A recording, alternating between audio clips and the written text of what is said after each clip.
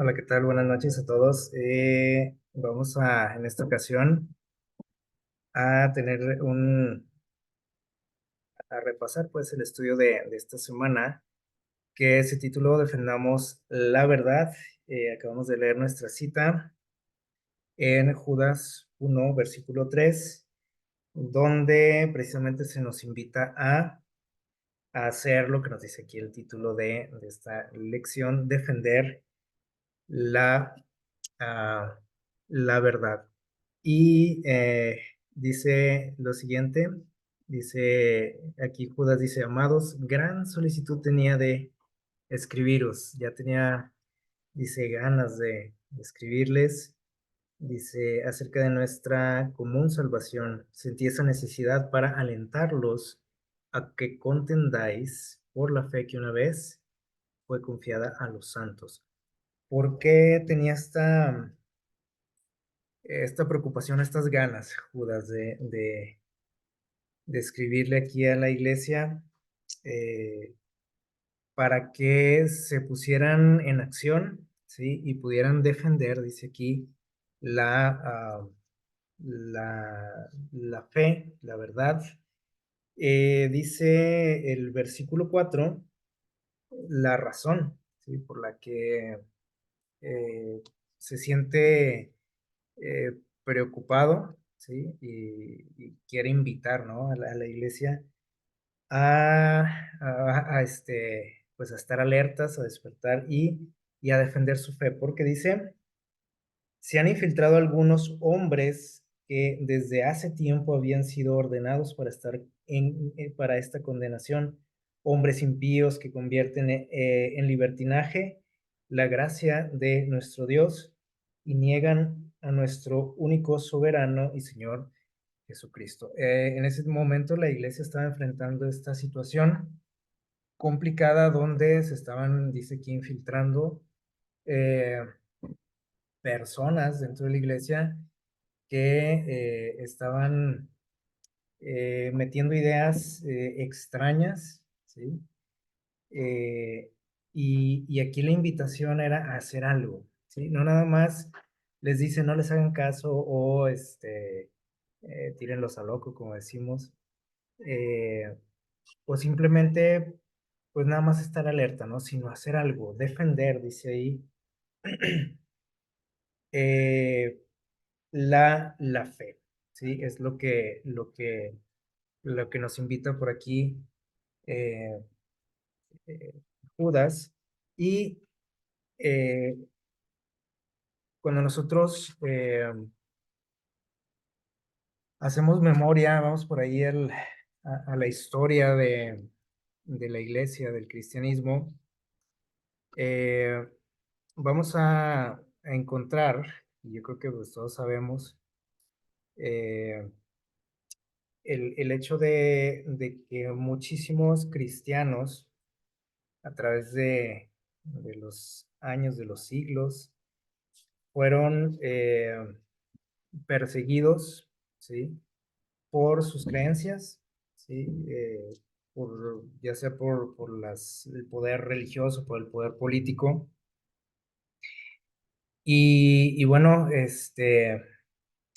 muchos de ellos perdieron la vida en esas grandes persecuciones por las que fueron objeto. Eh, y bueno, hay muchísimos casos, ¿no? Que ustedes seguramente conocen de personajes que dieron su vida, ¿sí? Por la causa de Dios. Aquí la pregunta que, que o la que nos llama, ¿no? A la reflexión es por qué lo hicieron. O sea, por qué estuvieron dispuestos a entregar su vida por algo que eh, el mundo decía que era una mentira, ¿no? Una locura, pero ellos estuvieron dispuestos a entregar su vida. Quiere decir que ellos estaban convencidos de que no era mentira, no era una locura tampoco. Eh, pero bueno, es lo que vamos en esta ocasión a platicar, vamos a reflexionar en esto, eh, en esta pregunta. ¿sí? ¿Por qué lo hicieron? ¿Por qué, si algunos de ellos, por ejemplo, tuvieron la oportunidad de salvar sus vidas, al negar su fe, especialmente, por qué no lo hicieron? ¿Por qué dijeron, bueno, este, si tengo que entregar mi vida, lo voy a hacer, ¿sí? Sin, parece ser que sin mucha resistencia, ¿no? Es algo en lo que les digo, es interesante, ¿no? Reflexionar, meditar en este asunto. No sé si alguna vez ustedes se lo preguntaron, ¿no? Al leer las vidas de estos personajes, ¿por qué lo hicieron? ¿Por qué estuvieron dispuestos a entregar sus vidas? ¿Qué los motivó? ¿Qué se imaginan ustedes? Piénsenlo. ¿Qué los motivó? Eh, bueno, cuando nosotros leemos la Biblia, eh, y especialmente en la cuestión de libros proféticos, por aquí hemos platicado un poquito de esto, necesitamos tener en cuenta para poder comprender bien lo que Dios quiere decirnos, que muchas veces los mensajes que leemos eh, tienen estas características que vamos a ver aquí, ¿sí? Algún mensaje puede tener una de estas, algún mensaje puede tener dos de estas características, o puede tener las tres que estamos viendo por aquí. Es decir, siempre primeramente tenemos que tratar de entender los textos de manera literal, ¿sí?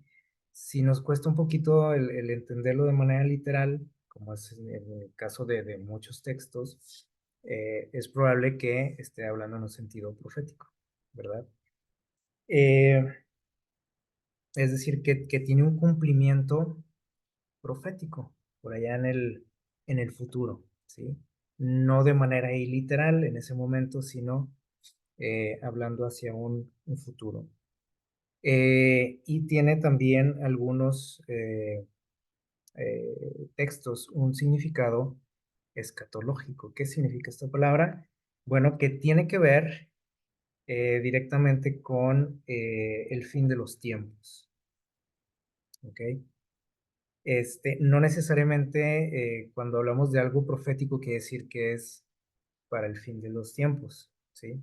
Entonces, pero cuando hablamos de algo escatológico, sí tiene que ver con el final de los tiempos. Entonces, eh, tenemos que tomar en cuenta estas tres características, ¿sí? Y en base a ellas podemos llegar a conclusiones interesantes cuando leemos la Biblia. Lo interesante es que la palabra de Dios puede tener esas tres características, o sea, un solo mensaje, un solo texto puede tener esas tres características, ¿sí? Y ahorita vamos a hablar un poquito de algo que nos menciona la Biblia. Al nosotros estudiar la palabra de Dios nos damos cuenta de que de principio a fin nos habla de una guerra, ¿verdad? Un conflicto, y es lo que vamos a estar estudiando durante este trimestre, eh, una guerra entre el bien y el mal. Una guerra que probablemente tú puedes decir, bueno, pero yo no tengo nada que ver con eso, ¿no? A mí me da igual, yo no me meto, yo soy neutral, pero todo ser viviente se ve involucrado en esta guerra, o se ha visto involucrado, ¿sí? Querramos o no, lo creamos o no, o intentemos ponernos de algún lado u otro o no, estamos involucrados, ¿sí? Y bueno, en, en, en el texto que acabamos de leer hace unos momentos, en Judas 1:3, se hace un llamado, ¿sí? Un llamado, ¿cómo podríamos decir? A la batalla. Especialmente es un llamado para el pueblo de Dios, y el llamado es para defender la fe, ¿sí? Ponerse del lado de la verdad, pase lo que pase. Y bueno, sí, como creo yo, ¿no? Todos los que estamos aquí, creo que estamos de ese bando, del lado de Jesús, pues este llamado es para cada uno de nosotros. En Apocalipsis 12, les voy a invitar a abrir sus Biblias. eh, Capítulo 12 de Apocalipsis es un texto muy conocido, un capítulo muy conocido por todos. Apocalipsis 12 nos habla por ahí de algunas mujeres, no sé si se acuerdan, o al menos una mujer. La otra mujer aparece ahí más adelante, en el capítulo 17, pero habla aquí de una mujer eh, que tenía ciertas características, por ahí la describe. eh, Dice, en el cielo apareció una mujer vestida de sol, ¿sí? Con la luna bajo sus pies, con una, dice, corona de 2 estrellas sobre su cabeza, estaba embarazada. Dice, clamaba con dolores porque estaba a punto de dar a luz, ¿sí? Por ejemplo, este texto que estamos leyendo, no es algo que se pueda comprender de manera literal, ¿verdad? Tiene que ver con algo profético, ¿sí? Por las figuras que maneja por aquí, eh, y de manera escatológica también. Ahorita vamos a ver por qué. Dice que también apareció otra señal en el cielo, un dragón rojo que tenía 7 cabezas, 7 cuernos, en sus cabezas 7 diademas, y su cola arrastraba la tercera parte de las estrellas del cielo y las arrojó sobre la tierra. Y el dragón se paró delante de la mujer que estaba por dar a luz, a fin de devorar a su hijo en cuanto naciera. Y ella dio a luz a un hijo varón que había de regir a todas las naciones con vara de hierro. Y aquí es donde ya empezamos a ver una figura, ¿sí?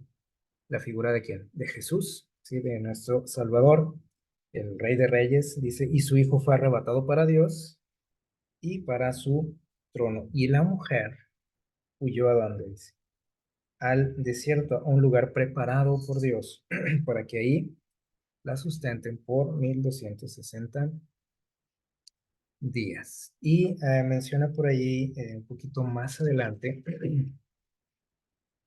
que este dragón, dice en el versículo 17, se llenó de grande ira contra esta mujer, ¿sí? Y dice, y se fue a combatir, dice, al resto de sus hijos o de su descendencia, ¿sí? Y ahí explica quiénes son, y aquí es donde les digo, entendemos que no se trata de algo literal, ¿sí? Sino que son figuras, ¿sí? Este, eh, con lo que nos quiere explicar algo Dios, ¿no? Y dice, ¿quiénes son estos descendientes o estos hijos de la mujer? Dice, los que guardan los mandamientos de Dios y tienen el testimonio de Jesús, ¿sí? Y bueno, nos damos cuenta por aquí, también, o nos aclara por ahí este capítulo 12, qué representa ese dragón. Nosotros lo podemos ver, por aquí en el versículo, como les digo, aquí mismo en el capítulo 12, eh, en el versículo 9, ¿sí? Ese dragón dice que es Satanás, ¿sí? Entonces quiere decir que este dragón, dice, persiguió a la mujer. Si nosotros vemos la historia podemos entenderlo, ¿no? O sea, Satanás se ha encargado de perseguir al pueblo de Dios, ¿sí? Eh, y nos da por ahí un periodo de tiempo especial que se menciona. O sea, Satanás ha perseguido al pueblo de Dios a través de toda la historia, ¿ok? Pero aquí nos da un periodo de tiempo especial donde la furia de Satanás se desató con todo, como decimos. Durante 1260, dice ahí, días. Y nosotros podemos entender estos textos de manera profética, ¿sí? Donde, curiosamente, cuando nosotros vamos a la historia, nos damos cuenta de que realmente existió un periodo de 1260 años, ¿sí? En la historia donde eh, el pueblo de Dios fue perseguido, ¿sí? Los cristianos eran perseguidos, asesinados, eh, les eran confiscadas sus propiedades, etcétera, ¿sí? Perseguidos precisamente por otra mujer, por una iglesia, ¿sí? 1260 años que en la historia conocemos como el oscurantismo, ¿sí? Que cuando nosotros vamos por ahí a hacer este conteo, nos damos cuenta que duró desde el año 538 después de Cristo hasta 1798. 1260 años de persecución, ¿verdad? Ustedes pueden ahí sacar la cuenta. ¿Qué sucedió en el año 538? Bueno, la iglesia, ¿sí? Se hizo del poder absoluto en el mundo, que ya años antes ya estaba por ahí, ¿cómo podríamos decir? Compartiendo con el poder político, pero en el 538 se quedó con el poder absoluto y en el 1798 perdió ese poder, ¿sí? En manos de, este, de un naciente imperio, ¿sí? Que estaba comandado por el famoso Napoleón, ¿se acuerdan? Entonces, esto sucedió en la historia, no es, ¿cómo podemos decir? No es un invento, o sea, ahí está. Eso nosotros lo podemos leer en cualquier libro de historia y vemos cómo a través de esos años, eh, pues muchísimas personas, como decíamos ahorita al principio, perdieron la vida. ¿Sí? Miles y miles de personas que decidieron entregar sus vidas antes que, eh, que fallarle a Dios. ¿Sí? O sea, se pusieron del lado de la verdad en todo momento. Y nos dice por aquí en Judas, vamos a leer nuevamente, Judas 1, 3 y 4, esta invitación que nos hace por aquí Dios a través de Judas, eh, a no ser, ¿cómo les digo? A no estar pasivos ante estas situaciones. Dice Judas, tenía muchas ganas, dice, de escribirles, porque eh, dice, quiero invitarlos, exhortarlos a que contendáis, a que luchen, a que peleen ardientemente, dice ahí, por la fe que una vez les fue dada a los santos.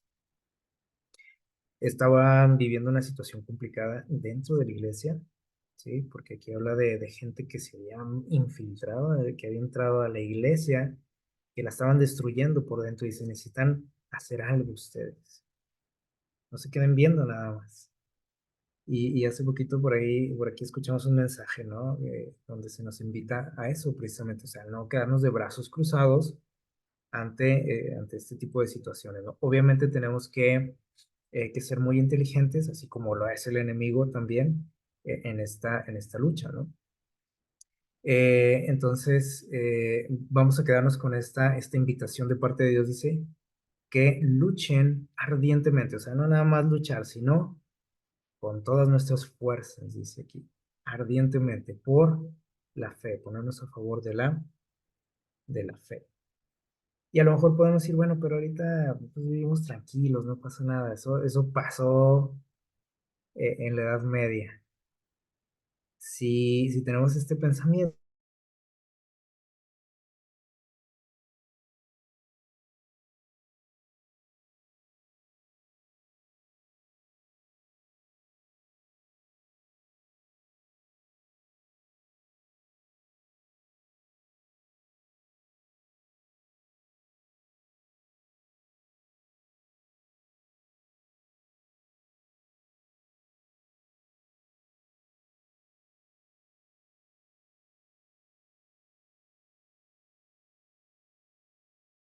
Ok, una disculpa que se nos fue un poquito la señal. Estábamos comentando que eh, esta invitación no fue para la gente del pasado, ¿sí? Es algo que nosotros tenemos que tomar de manera seria y personal en este tiempo. Si nosotros pensamos que esta invitación fue para la gente que vivió allá en la Edad Media, tenemos un serio problema, ¿sí? Porque ah, acuérdense que la palabra de Dios, ahorita lo acabamos de mencionar, o los mensajes que Dios nos da, es cierto, tuvieron a lo mejor un cumplimiento de manera literal hace muchísimo tiempo, a lo mejor también un cumplimiento profético hace algunos años o cientos de años, pero tienen también un cumplimiento escatológico, ¿sí? Ahora, este mensaje donde se nos invita a luchar por nuestra fe, por nuestras convicciones, ¿cómo podemos tomarlo? Fue de manera literal, sí, porque en ese momento estaba sucediendo algo, ¿sí? Es un mensaje que tuvo un cumplimiento profético también, sí, porque mucho más adelante, después de que se escribió, la iglesia enfrentó problemas donde tenían que ponerse las pilas y luchar por su fe. Pero no quedó ahí la cosa, o sea, vamos ahora a pensar en nuestra época, en nuestros días, y la pregunta es, ¿necesitamos luchar por nuestra fe, por nuestras convicciones? ¿O eso quedó en el pasado? Fue para otra gente que vivió hace siglos. Claro que tiene que ver con nosotros también. Y hemos hablado, platicado muchísimo, ¿no? Acerca de estos asuntos en nuestra época, ¿sí? Yo creo que más que nunca en la historia necesitamos luchar por los principios que Dios nos dejó, ¿sí? Que Dios nos compartió, luchar por nuestra fe, por nuestras convicciones, en un mundo donde todo es contrario a Dios, ¿sí? Entonces, también en otras ocasiones hemos dicho que cuando hablamos del libro del Apocalipsis especialmente, a veces hemos caído en el pensamiento también que fueron cosas que ya quedaron en el pasado, ¿no? Decimos, bueno, eso se cumplió en tal año, eso se cumplió en la Edad Media, eso se cumplió en 1798, eso se cumplió en 1844. Y prácticamente hemos hecho de este libro un libro histórico, es algo que quedó allá en la historia, que no tiene nada que ver conmigo, ¿sí? Pero se nos olvida que este libro fue escrito para nosotros, que es cierto que tuvo cumplimientos literales, proféticos, pero también tiene un mensaje escatológico, es decir, para los días finales. Y ahorita vamos a ver por qué o en qué sentido, ¿sí? Bueno, hablábamos de lo que sucedió en la Edad Media, ¿no? Con esa gran persecución que se desató contra la iglesia cristiana. Eh, y vamos a hablar un poquito aquí de los valdenses. No sé si hemos escuchado acerca de este grupo, los valdenses. ¿Por qué se les llama así los valdenses? No tiene nada que ver con Valdes, sino tiene que ver con un personaje, como dice aquí en la parte de abajo, ¿sí? De nombre Pierre Baldo. O sea, los valdenses eran seguidores de este señor, de Pierre Baldo, que él era un comerciante francés, sí, que se convirtió al cristianismo por allá, entre los años 1100, 1200, por ahí, o a finales de los 1100 eh, y principios de los 1200.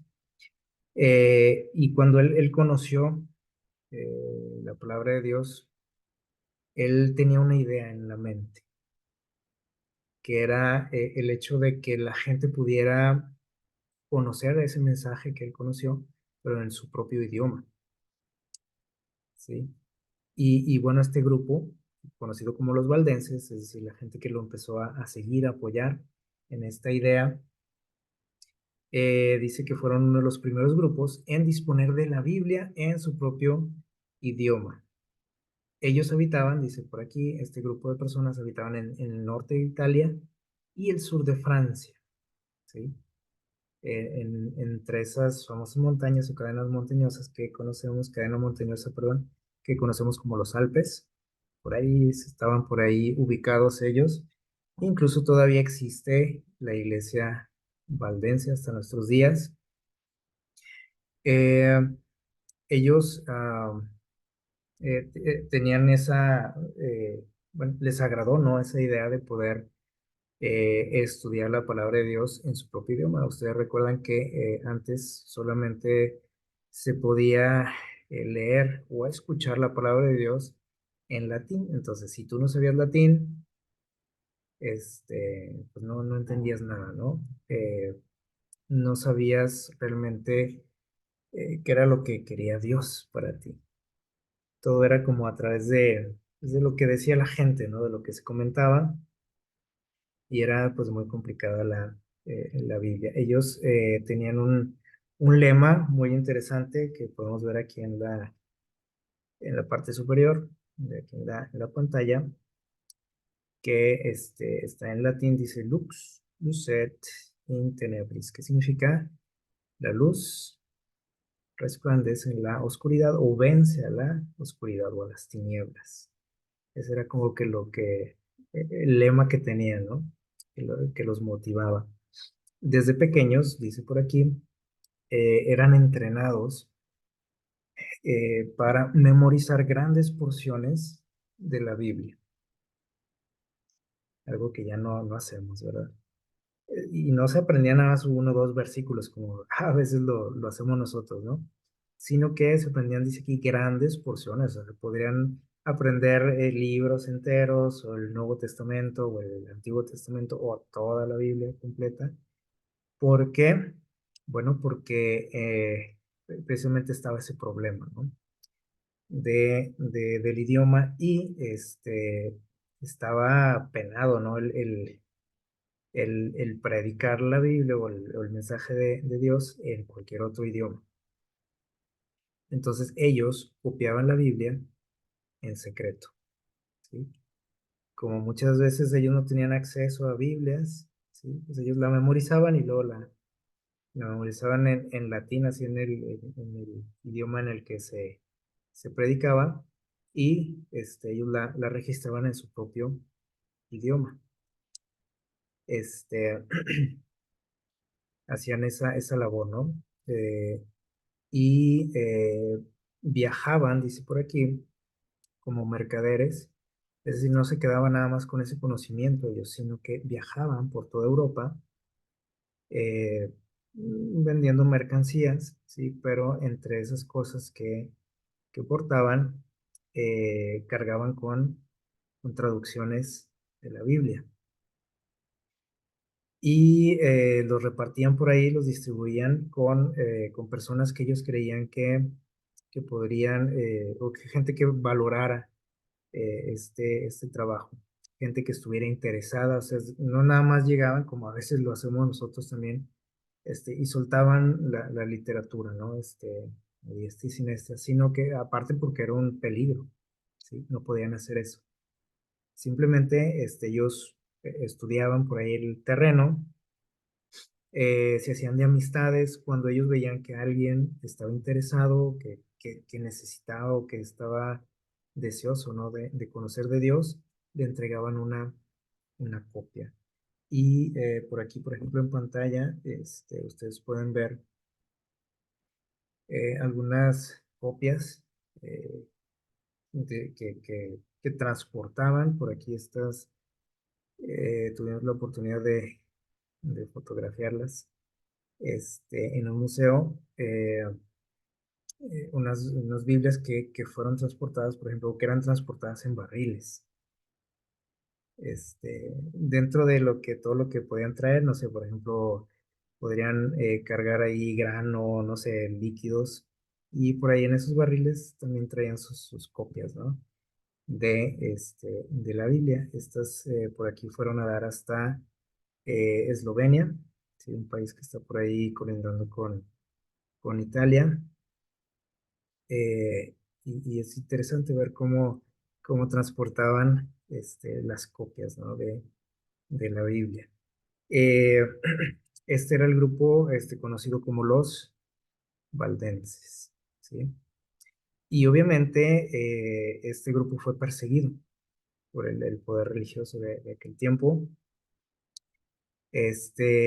Hubo muchísimos enfrentamientos entre ellos y la iglesia, prácticamente una guerra, y obviamente mucha gente perdió la vida, hubo masacres, ustedes pueden leer acerca de ellos por ahí, en internet pueden buscar información, eh, y en libros, por ejemplo, como El conflicto de los siglos, este, entonces, estas personas, arriesgando su vida, hacían esto, ¿sí? Copiaban la Biblia, la distribuían, y podemos volver a la pregunta que hicimos al inicio: ¿por qué lo hacían? A riesgo de perder la vida, de que alguien los denunciara por ahí y que acabaran mal. ¿Por qué lo hacían? ¿Qué se imaginan? Eh, Obviamente es porque ellos sentían pensaban que era algo que valía la pena. Cuando nosotros estamos dispuestos incluso hasta arriesgar la vida es porque creemos que es algo que vale la pena hacer, ¿sí o no? A veces arriesgamos cosas, ¿no? En nuestra vida. Podemos arriesgar nuestro trabajo, podemos arriesgar hasta nuestra integridad física, ¿sí? Nuestra salud, la arriesgamos siempre, ¿sí o no? Por cosas que nosotros creemos que valen la pena, por ejemplo, la comida, ¿sí? ¿Cuántas veces no decimos: "Ay, pues sí, ya sé que esto hace daño, pero pues de algo me he de morir"? Decimos. O sea, estamos arriesgando nuestra vida por algo que creemos que vale la pena, ¿no? Como unas buenas galletas, un chocolatito, o el abusar, ¿no? De ciertos alimentos. No es que la galleta o el chocolate sean malos en sí, sino que es el abuso, ¿no? De todo esto. Pero eh, nosotros arriesgamos nuestra salud siempre, ¿no? Porque creemos pues, que vale la pena no darse ciertos gustos. Ahora, esta gente creo que lo hacía por lo mismo, ¿sí? Porque ellos creían que realmente valía la pena. Si no, pues yo no creo que lo haría, ¿no? Si fuera algo que yo diría: no, pues no estoy muy convencido de esto, a lo mejor es mentira, etcétera, yo no lo haría, ¿sí? Obviamente, si no estamos convencidos de eso. Y bueno, gracias al trabajo de estas personas que se pusieron ¿cómo podríamos decir? La semilla, ¿sí? De este tipo ¿cómo podríamos decir? De pensamiento, ¿sí? De que todo mundo tenía derecho pues, a conocer a Dios, ¿sí? En su lenguaje, o sea, sin ninguna barrera de ese tipo. Bueno, eso les digo, sembró la semillita para que eh, unos años después, un tiempo después, surgieran algunos personajes muy conocidos por muchos de ustedes, este, con un movimiento que se conoce como la Reforma. Muchos personajes que levantaron su voz, que decidieron luchar por la fe, como dice el texto, a costa de sus vidas incluso, donde ellos expusieron su manera de pensar, ¿sí? Siempre basados en la palabra de Dios. O sea, no era porque querían simplemente dar la contra, ¿no? A la iglesia, sino que todo estaba fundamentado en la palabra de Dios, cosa que no tenía la iglesia, ¿sí? Las cosas que predicaban, las cosas que enseñaban no tenían ningún tipo de fundamento bíblico. Y por ahí Se puede decir que el primero de todos ellos fue John Wycliffe, un inglés, por ahí en los años, él vivió en los años 1324 a 1384. Incluso se le llama la estrella de la mañana en cuanto a este movimiento, porque se le considera como el iniciador, ¿no? Pero obviamente hubo gente antes que él, ¿no? Como este grupo de los valdenses. Él fue perseguido por la iglesia. No, él murió antes de que lo pudieran tocar, o de que le pudieran hacer algo. Falleció él, pero fíjense que como algo curioso, ¿no? Tiempo después de su muerte, eh, el Papa ordenó que su cuerpo fuera, este, eh, exhumado e incinerado, y que sus cenizas fueran por ahí arrojadas en un arroyo, como para asegurarse de que él no iba a resucitar. ¿Qué les parece? Pues pobre John Wycliffe ni cuenta se dio, ¿no? De eso. Pero tanto coraje le tenían que quisieron hacer esto, ¿no? Y algunos años después del trabajo de que él inició, e inspirado por este señor, apareció en otro lugar, por allá en un lugar conocido como Bohemia, actualmente la República Checa, Jan Hus, que vivió entre los años 1369 y 1415, ¿sí? También con estas ideas, donde pues se defendía sobre todo la salvación por la fe, ¿sí? No a través de obras, ¿no? Como se predicaba allí y a veces se sigue predicando, ¿no? Todavía. Este, y bueno, él sí murió, martirizado, quemado en la hoguera por sus ideas. Pero su vida también inspiró a muchísima gente este, que se entregó a Dios, se convirtieron, y apoyaron este movimiento. Otro que se inspiró también en estos personajes fue Martín Lutero, este, que vivió entre los años 1483 y 1546, probablemente el más famoso, ¿no? De todos los reformadores, este, que se opuso, ¿no?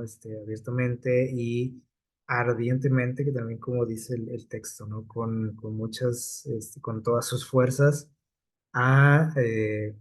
se opuso a las mentiras, ¿no? Que estaba predicando la iglesia. Y apareció también por allá en Inglaterra otro personaje de nombre William Tyndale, que se ocupó de traducir la Biblia al inglés. Martín Lutero lo hizo al idioma alemán. Y bueno, también este personaje Tyndale fue condenado a muerte por eso, por ese gran pecado, ¿no? Ese gran crimen de traducir la Biblia. Este, y les digo, ¿por qué ellos estuvieron dispuestos a hacerlo? Porque a muchos se les dio la oportunidad, como a Hughes, como a Tyndale, de arrepentirse y decir, bueno, pues mejor salvo mi vida, ¿sí? Y renuncio a esto, todo esto que he hecho, que he dicho, y no lo hicieron. Estuvieron dispuestos a morir. Después por allí en Suiza apareció entre los años 1484 y 1531, hubo un personaje de nombre Ulrich Zwingli, que en español le llamamos Zwinglio. Este es su nombre original. En Inglaterra también apareció John Knox, perdón, en Escocia, ¿sí? En el norte del Reino Unido, entre 1514 y 1572. Y unos personajes que a lo mejor nos van a sonar por ahí sus apellidos: Casidoro de Reina y Cipriano de Valera, españoles que tradujeron la palabra de Dios al español. ¿Sí? Por eso nosotros contamos con alguna versión por ahí, a lo mejor ustedes tienen en casa, una versión que le llamamos Reina Valera, ¿se acuerdan? Y bueno, todos ellos fueron perseguidos, ¿sí? Eh, hasta la muerte casi, algunos de ellos, otros hasta la muerte, literalmente, eh, por, eh, por pensar diferente, ¿sí? Por oponerse, ¿no? A las ideas de ese tiempo, ¿sí? Pero ellos estaban convencidos de que era la verdad. ¿Sí? Si no hubieran estado convencidos, pues yo creo que no hubieran hecho nada. O en el momento de que se les amenazara, hubieran dicho, bueno, está bien, ¿sí? Pero ellos estaban seguros de que estaban defendiendo algo real, que era la verdad y que no importaba lo que pasara, ¿sí? Este, ellos iban a seguir adelante.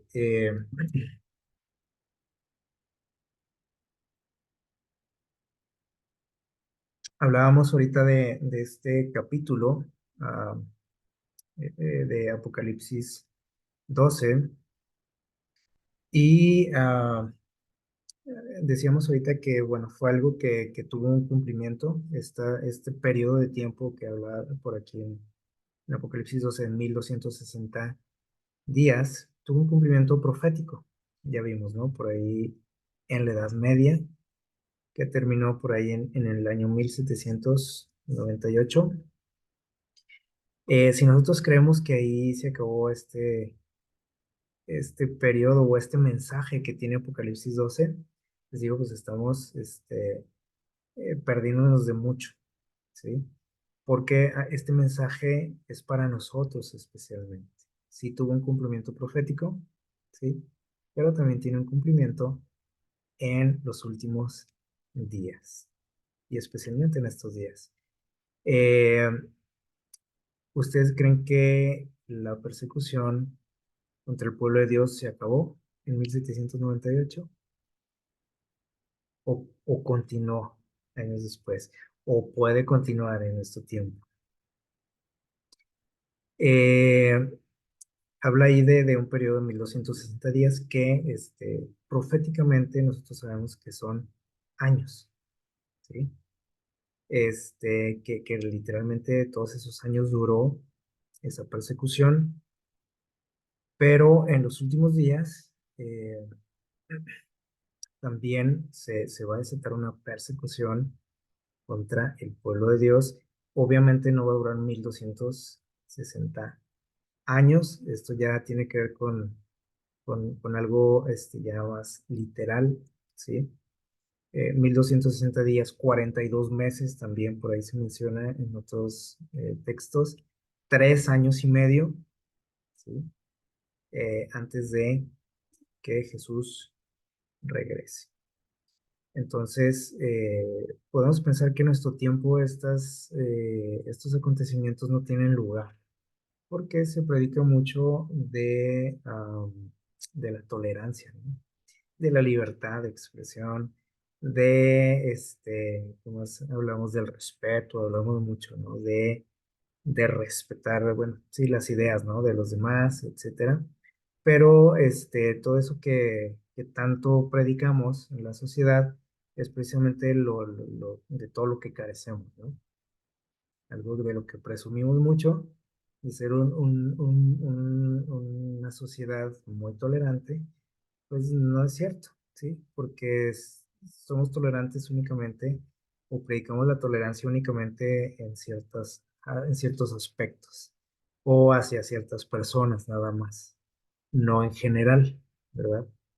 Este, Hablamos, por ejemplo, mucho del respeto a las ideas y todo eso, pero, eh, por ejemplo, si tú lo trasladas, por ejemplo, a tu fe, o sea, la gente no respeta tu fe, la gente no le interesa, la gente te va a atacar por tu fe, ¿sí? Y esto se está viendo cada vez más, donde el cristiano no tiene, o el cristianismo, las ideas del cristianismo no tienen lugar en esta sociedad. Entonces, la gente se puede burlar de ti, la gente te puede atacar, te puede meter en problemas, ¿sí? Por ser cristiano o por tener cierto tipo de ideas, Y eso pues no tiene nada que ver con respeto ni con tolerancia, ¿vale? Así que esto se va a repetir, ¿sí? Ya no va a durar obviamente 1000 años o 1260 años, porque ya no queda tiempo para eso, ¿sí? En, en el reloj de nuestro mundo. Esto se va a cumplir de manera literal y por si tenemos duda de que algo así pueda suceder en estos días, en nuestro tiempo, aquí tenemos algo que se conoce como la Lista Mundial de Persecución, ¿sí? Con algunos datos interesantes de este año, ¿sí?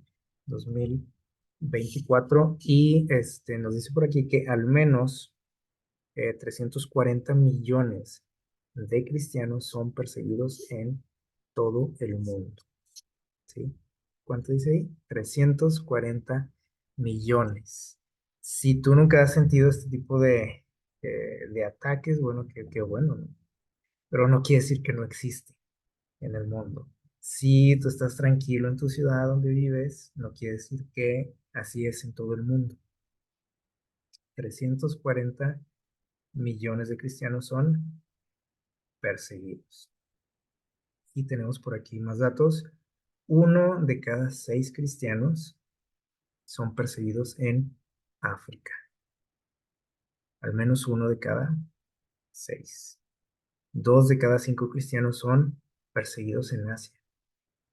¿Sí? Algo que es un poquito más marcado, ¿sí? Los países asiáticos. 1 de cada 12 cristianos son perseguidos en América Latina. Si creías que aquí estábamos en la gloria, pues no.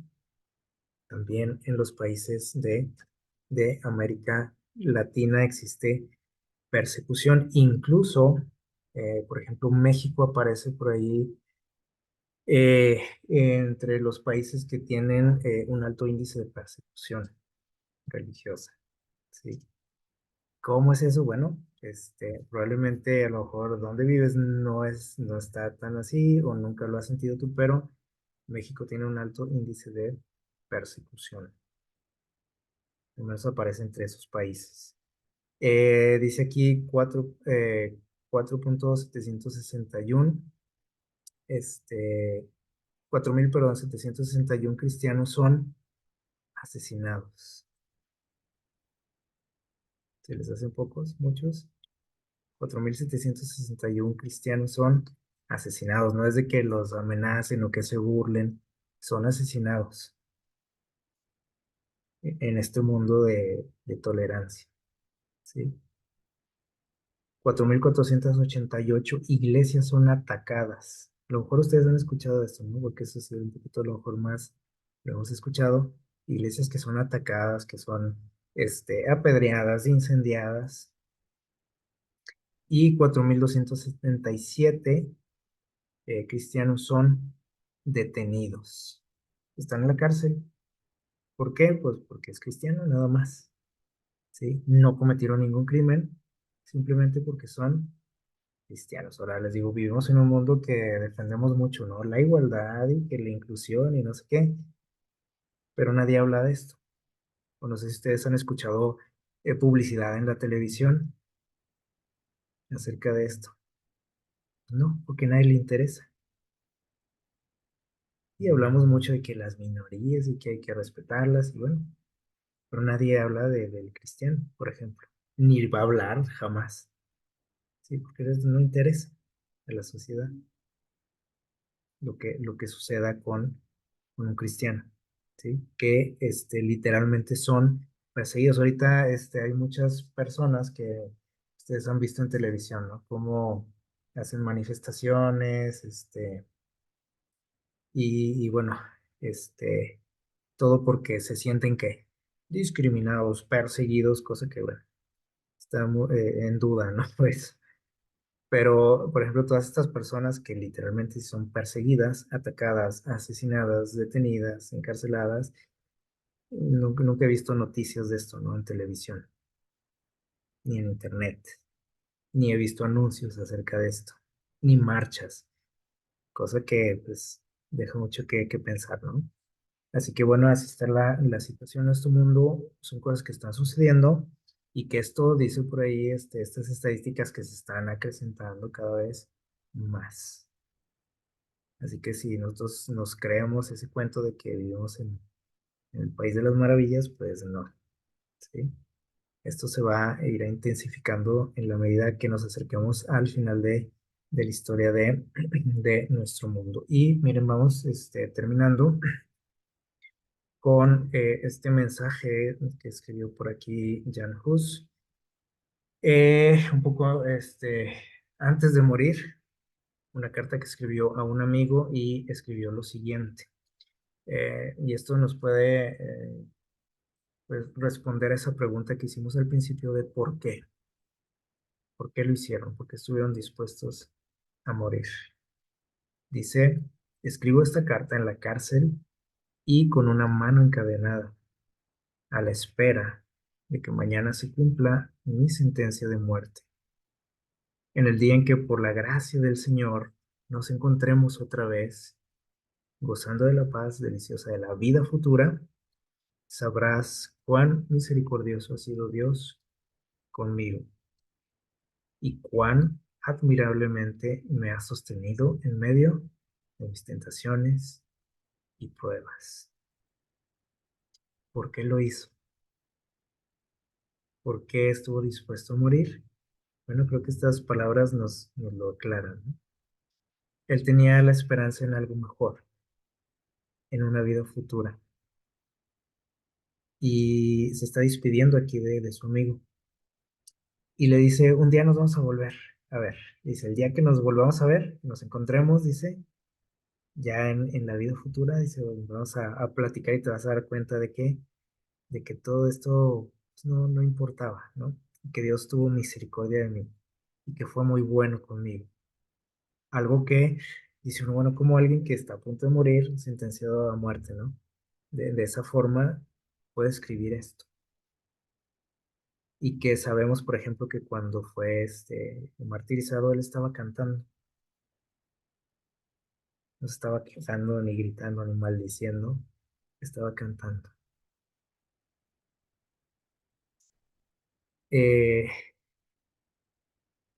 hace, hace poquito por ahí tuvimos la oportunidad de visitar este lugar donde estuvo Pablo antes de morir, eh, condenado a muerte, ¿no? En este lugar, de donde salieron muchas cartas, ¿no? Que nosotros conocemos y donde él siempre anima, ¿no? Al cristiano, a la iglesia, ¿sí?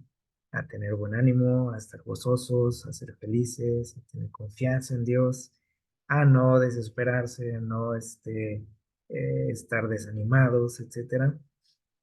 Bueno, eh, las condiciones en las que se encontraban en ese lugar pues no eran nada agradables. Como ustedes pueden ver, es un lugar eh, frío, oscuro, húmedo.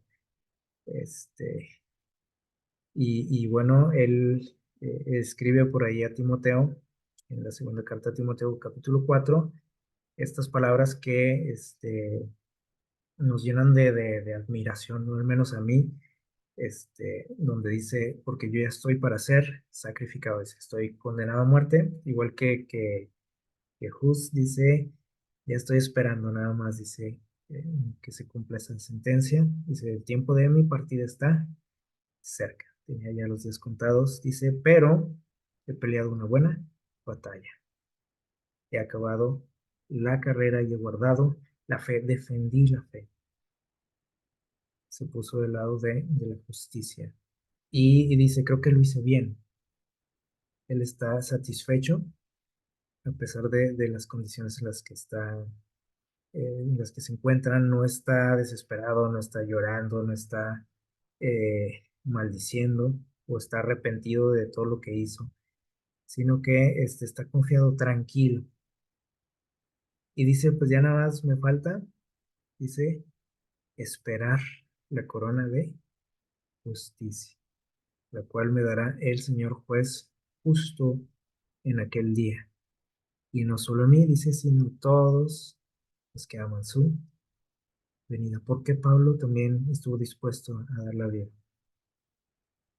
porque le estaba esperando algo, algo mejor. Estaba convencido de eso, seguro, y dice, pues ya estoy, no más me queda esperar esa corona.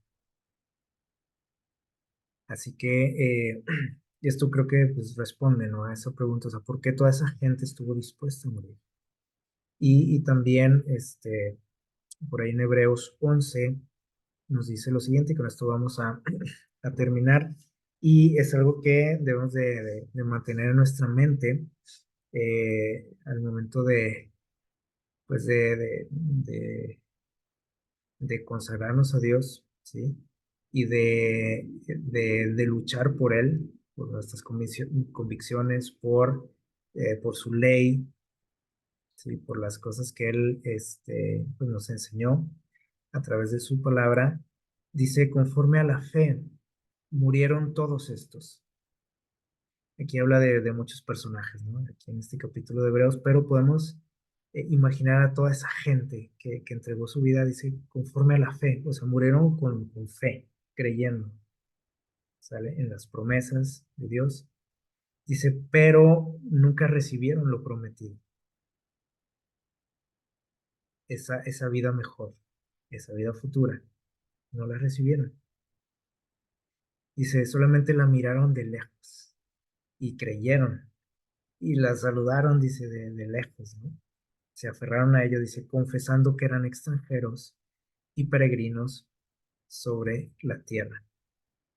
Porque, dice, los que esto dicen claramente dan a entender que buscan una patria. Pues si hubiesen estado pensando en aquella de donde salieron, es decir, si pensarían en cosas de aquí de este mundo, o si pensaran en cosas de este mundo, si tuvieran su mirada en este mundo, dice, pues se hubieran arrepentido, dice, hubieran tenido tiempo de volver. Hubieran dicho, no, pues mejor reniego, ¿no?, de mi fe.